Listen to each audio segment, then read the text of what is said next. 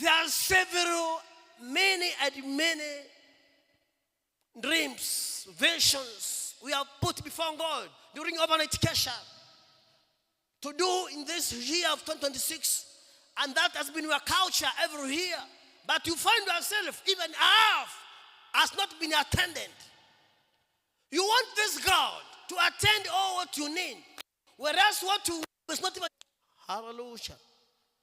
May I believe I'm speaking to somebody.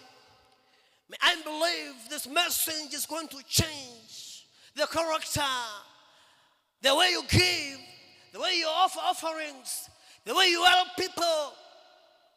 Hallelujah.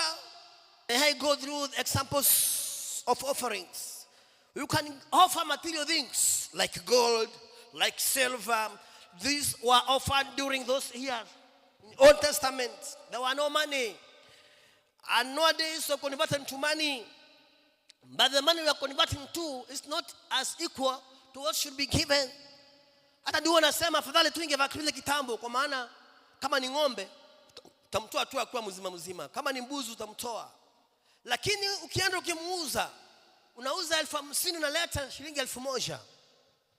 Na mnataka mashamba yasikauke, na mnataka utajiri ukawe mwingi, mnataka tukainuliwe, mnataka watoto wakapate kazi nzuri. Sitatoka wapi? Hizi vitu sitatoka wapi wakati hata kile Mungu ametupatia imekuwa na ugumu? Hallelujah. You can give clothes, you can give wood for sacred structure.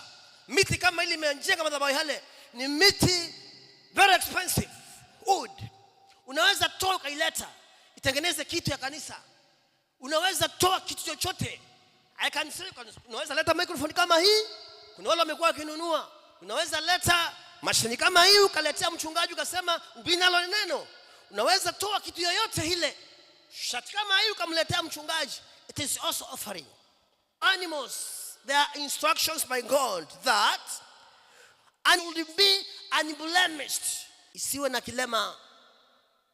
Wengine wanaangalia kale ka ng'ombe kanakaa vibaya, kambuzi kanakaa vibaya, kale kalipigwa mguu kanaenda hivi, ni polio, unapeleka kanisani.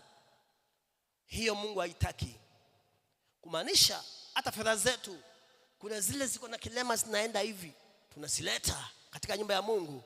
It's not acceptable. That's unblemished. Money or goods for ministry are seen in the post letter. The way the Paul has taught.